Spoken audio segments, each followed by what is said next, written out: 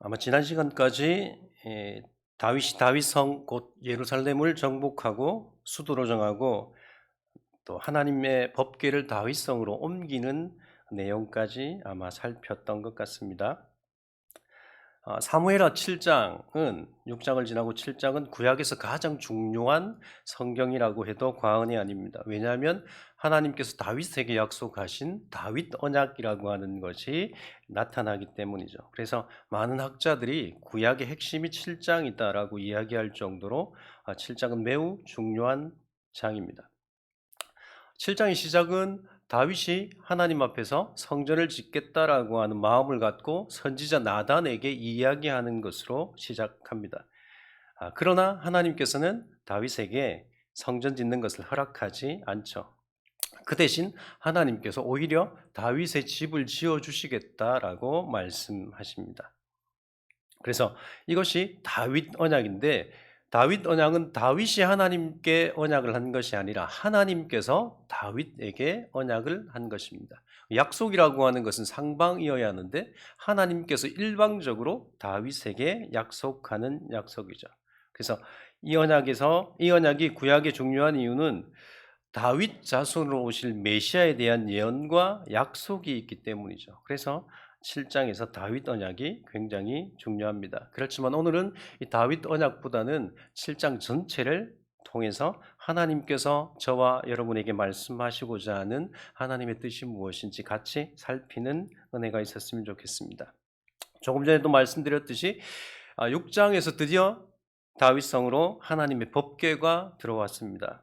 그래서 다윗과 백성들이 기뻐 춤을 추죠. 하나님을 찬양합니다. 하나님 앞에서 즐거워하고 기뻐했습니다. 그리고 7장에 들어와서 다윗이 법궤가 거할 성전을 건축하겠다 마음먹었습니다.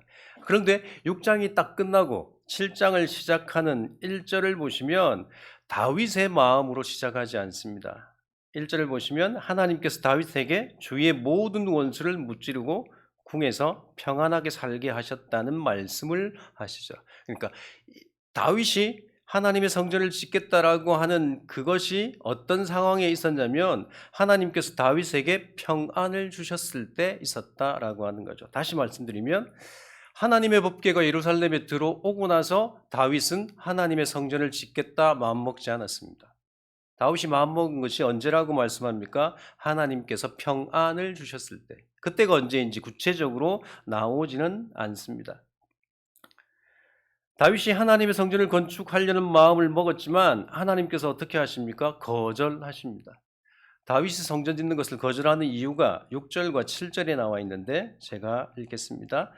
내가 이스라엘 자손을 애굽에서 인도하여 내던 날부터 오늘까지 집에 살지 아니하고 장막과 성막 안에서 다녔나니 이스라엘 자손과 더불어 다니는 모든 곳에서 내가 내 백성 이스라엘을 먹이라고 명령한 이스라엘 어느 지파들 가운데 하나에게 내가 말하기를 너희가 어찌하여 나를 위하여 백향목 집을 건축하지 아니하였느냐고 말하였느냐. 하나님께서 다윗에게 거절하시면서 무엇이라고 말씀합니까? 하나님은 사람이 만든 집에 거하지 않겠다. 내가 그렇게 이야기하지 않았다. 한 번도 백향목집을 건축해 달라고 말하지 않았다라고 말씀하십니다. 이 말씀에서 중요한 것은 하나님은 어떤 하나님이라고 말씀하시냐면 하나님은 이동하시는 하나님이다라고 하시는 겁니다. 출애굽 이후에 법궤가 만들어졌습니다. 그 법궤가 어디에 안치되었습니까? 성막이라고 하는 곳에 안치되었습니다. 성막이라고 하는 것은 이동용이죠. 치고 걷고 움직이고 다시 치고 하는 것입니다. 여러분 성막의 용도가 무엇이라고 생각하십니까? 성막은 하나님을 만나는 장소입니다. 법궤라고 하는 것은 하나님의 임재 상징이죠. 하나님이 그곳에 임재하십니다. 그래서 성막 안에는 법궤가 있고 그 법궤는 하나님이 임재하시고 그 법궤가 있는 성막으로 가서 하나님을 만나게 되는 거죠. 그래서 6절에 보면 하나님이 장막과 성막 안에서 다니셨다라고 말씀하시는 것입니다. 성막 자체가 하나님은 아니죠. 왜냐하면 하나님과 만나는 장소이기 때문입니다. 그런데 하나님과 만나는 이 장소 성막이라고 하는 것이 우리에게 은혜입니다.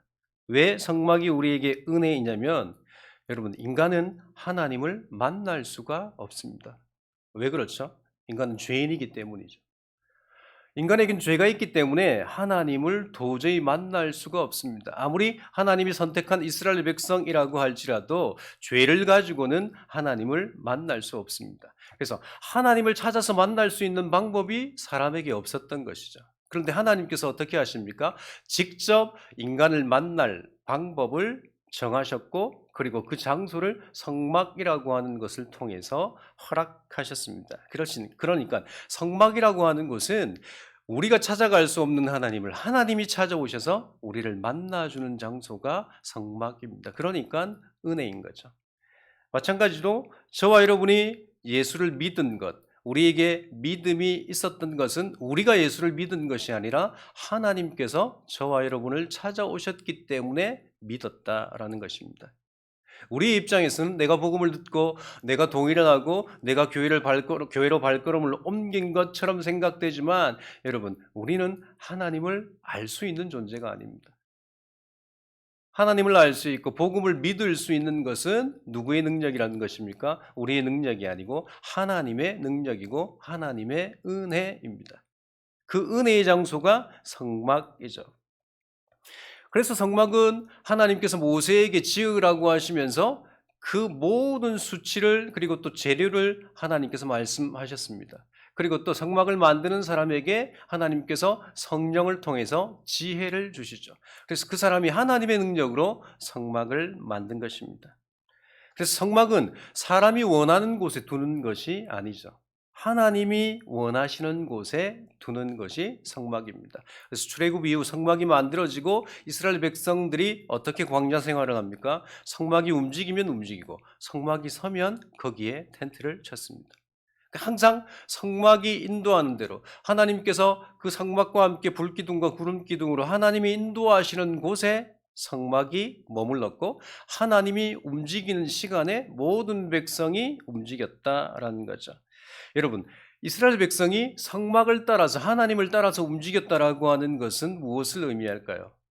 하나님께서 이스라엘 백성의 모든 것을 책임지신다라는 겁니다. 그렇죠. 교육자 생활을 하다 보면 가끔 단기 선교를 갈 때가 있습니다. 책임자로 가죠. 인도자, 지도자로 갑니다. 부담이 뭐냐면 성도들을 이끌고 그리고 또 성도들을 섬기면서 가야 되기 때문에 부담이 있습니다. 한 명이라도 낙오가 되면 어, 힘든 상황이 생기니까 긴장을 하죠. 그러니까 제가 모든 것을 책임진다라고 하는 생각으로 움직입니다. 그러니까 성도들은 인도하는 목사를 따라 움직이는 거죠. 교역자를 따라 움직이듯이 성막이 움직이는 대로 이스라엘 백성들이 움직였다. 자기들이 원하는 것이 아니라 하나님께서 원하는 것으로 움직였다라고 하는 것은 하나님께서 그들의 모든 안전과 먹을 것을 책임지신다라고 하는 의미도 포함되어져 있습니다. 그런데 오늘 다윗은 이 법궤가 거하는 성막이 아니라 성전을 짓고자 하죠. 이동용이 아니라 고정된 장소에 성전, 하나님을 위해서 하나님의 집을 짓고자 합니다.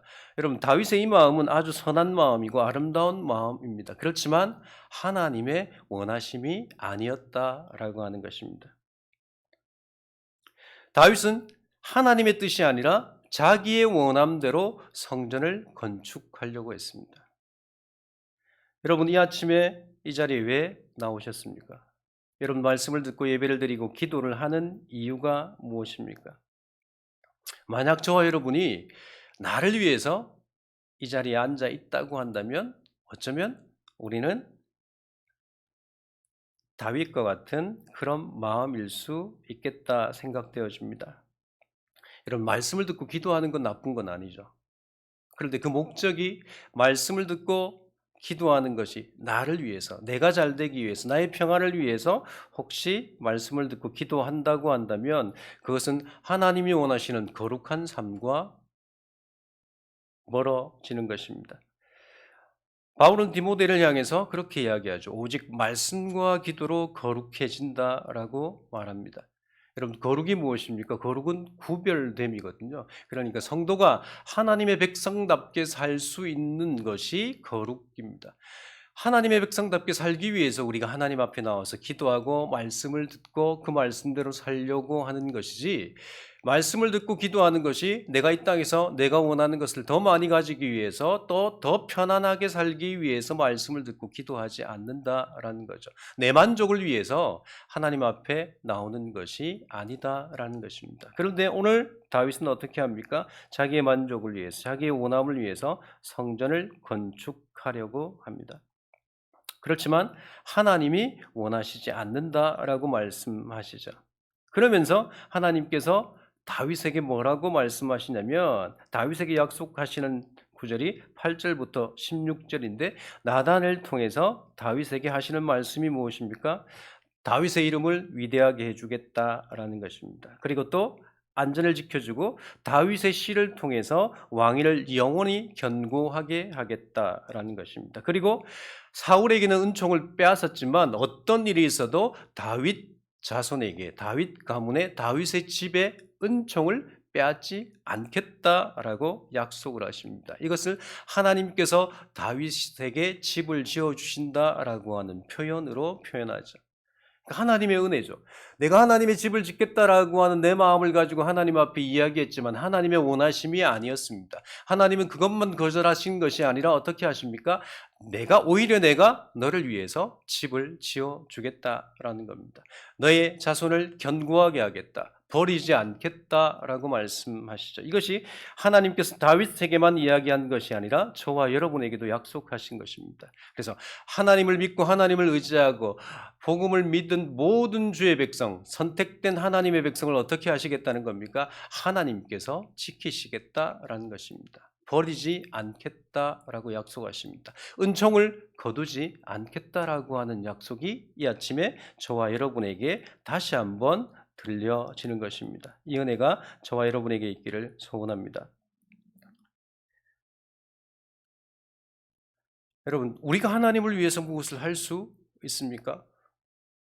실제로는 하죠. 저와 여러분이 하나님을 위해서, 교회를 위해서 무엇을 합니다. 그렇지만 그것은 우리의 능력으로 한 것이 아닙니다.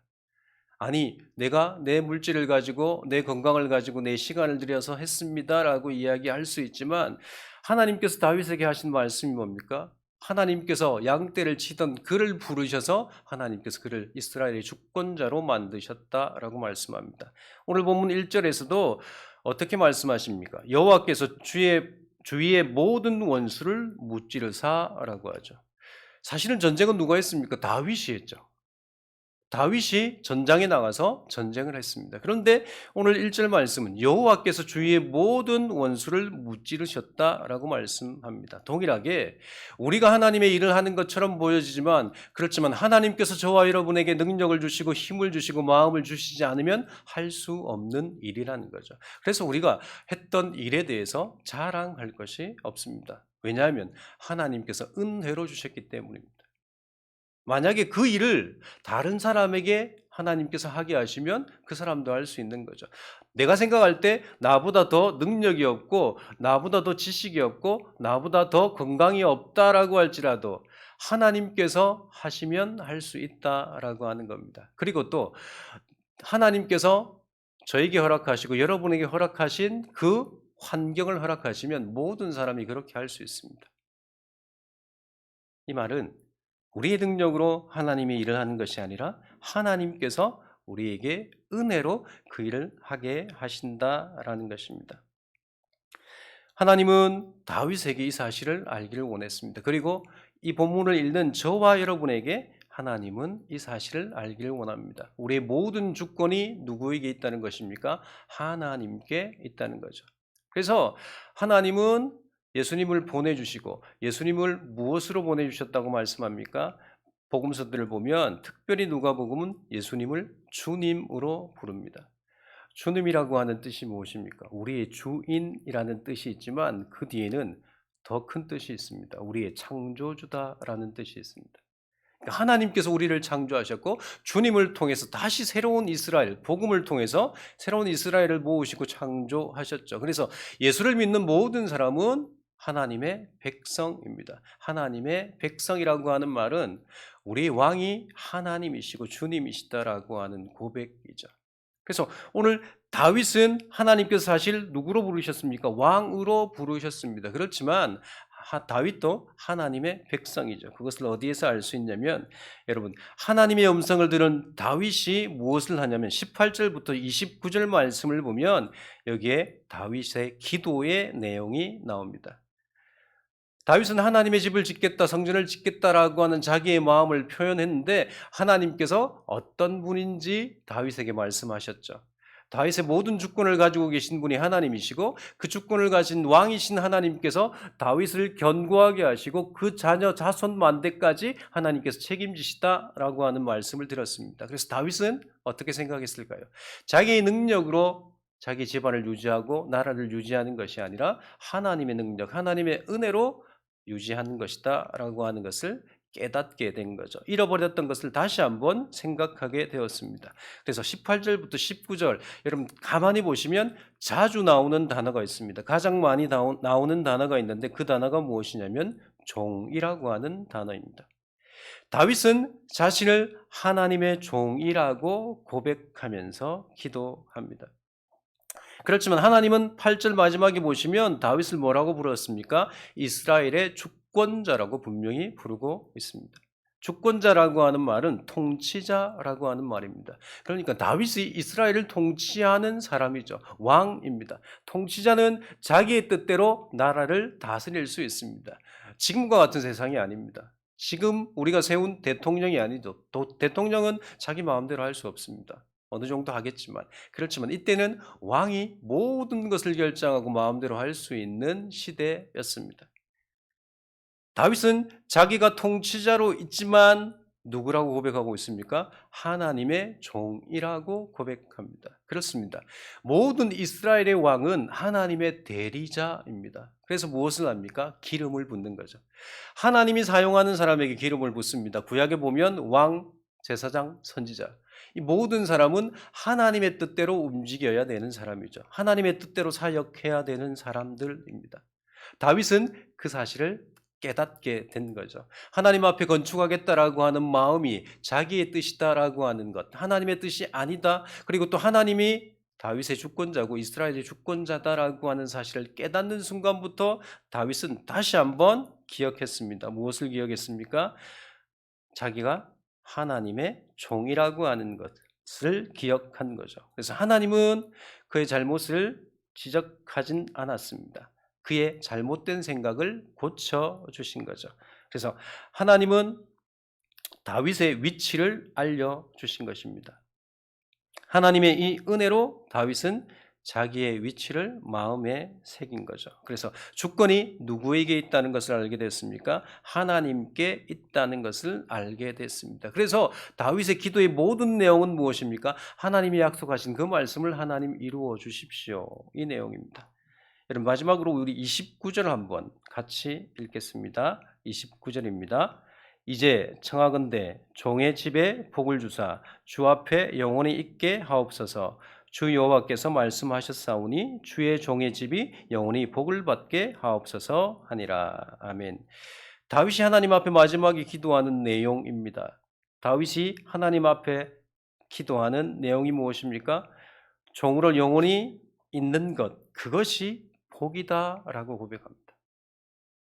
다윗이 하나님 앞에 무엇을 고백한다고요? 내가 하나님의 종으로 사는 것이 복이다라는 겁니다.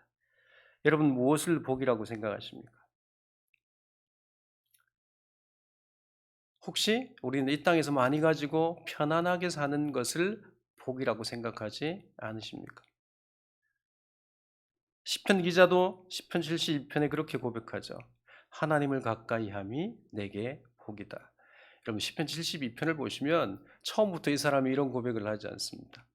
이 시인이 정말 하나님의 뜻대로 살려고 엄청나게 노력하는 사람이었습니다. 그런데 자기는 하는 일마다 잘못되어졌습니다. 그런데 주위에 보니까 악한 사람은 하는 일마다 잘 되는 겁니다. 심지어 나쁜 짓을 한 사람은 두 다리 뻗고 자지 못해야 되는데 오히려 잘 뻗고 잘 자는 겁니다. 그래서 시험에 들었죠. 도대체 이해가 되어지지 않았습니다. 내가 하나님의 백성이고 하나님의 뜻대로 살려고 하는데 이렇게 선하게 살려고 하는 나는 힘들고 아프고 고통스럽고, 저렇게 악하게 사는 사람은 평안하게 살고, 도대체 이럴 수 있는가? 그 질문을 가지고 하나님의 성전에 갔습니다. 그럴 때 그가 깨달은 것이 그들의 결국이라는 거죠. 하나님께서 그들을 징벌하시고 그들은 결코 하나님의 은혜를 누릴 수 없다라고 하는 것을 깨닫게 되어집니다. 그래서 그 시인이 마지막 절에 고백하는 것이 하나님을 가까이 하는 것이 복이다라고 말씀하는 거죠. 여러분, 이 세상의 것은 우리가 영원히 소유할 수 있는 것이 아닙니다. 여러분이 아무리 많은 재물을 손에 쥔다고 해도 여러분 그것을 영원히 소유할 수 있습니까? 그렇지 않죠. 우리가 영원한 존재가 아니기 때문입니다. 죽음 이후에 그것은 아무것도 아닙니다. 그렇지만 여러분, 하나님의 나라, 하나님의 통치, 하나님의 다스림은 영원한 것입니다. 하나님은 예수를 믿는 순간 저와 여러분을 다스리시고, 또 죽어서 하늘나라 가서도 하나님이 우리를 통치하시죠. 하나님이 다스린다라고 하는 것은 하나님께서 우리를 책임지신다라고 하는 것입니다. 하나님이 어떤 분입니까? 하나님은 전능하신 분이죠. 여러분, 왜 인간이 돈을 좋아할까요? 왜 돈의 유혹에 넘어갈까요? 돈이 하나님과 조금 닮았습니다. 뭐가 닮았냐면 돈은 전능성이 있습니다. 완전한 전능성은 없지만 여러분, 돈이 못하는 것이 거의 없습니다. 그래서 사람들은 돈을 가지려고 하죠. 그래서 하나님은 경고하시죠. 뭐라고 경고하십니까? 하나님과 재물을 겸하여 섬길 수 없다. 여러분, 무엇이 복이라고 생각하십니까? 오늘 다윗은 하나님을 통해서 무엇이 복이라고 하는 것을 깨닫게 됩니까? 하나님만이 유일한 복이라고 하는 것을 깨닫게 되어지죠. 혹시 저와 여러분이 하나님과 함께 다른 것이, 물질이, 아니면 내가 원하는 것이, 내가 원하는 위치와 내가 원하는 권력이, 그리고 또 내가 원하는 자녀의 잘됨이 복이라고 생각하셨다고 한다면 우리는 그 생각을 회개해야 합니다. 우리가 잘났던 못났던, 우리 자녀가 좋은 대학을 다니던, 그리고 또 그렇지 못한 대학에 다니던, 우리가 하나님 앞에 많은 시간을 드리던 적은 시간을 드리던, 하나님은 어떻게 하신다는 겁니까? 우리를 사랑하십니다. 우리가 많이 한다고 하나님께 많이 사랑을 받고, 적게 한다고 적게 사랑을 받는 것은 아니라는 거죠. 하나님은 내가 움직일 수 있는 분이 아닙니다. 하나님은 우리가 조정할 수 있는 분이 아닙니다. 하나님은 어떤 분입니까? 하나님은 하나님이 주권적으로 역사하시는 분이죠. 그러니까 내가 원하는 대로 하는 것은 복이 아니라 하나님께서 원하시는 대로 하는 것이 복입니다. 이 사실을 오늘 본문을 통해서 하나님께서 저와 여러분에게 알려주십니다. 이 은혜를 가지고 날마다 우리의 복되신 하나님 앞에 가까이 나아가는 저와 여러분이 되시길 주의 이름으로 소원합니다. 우리 시간 같이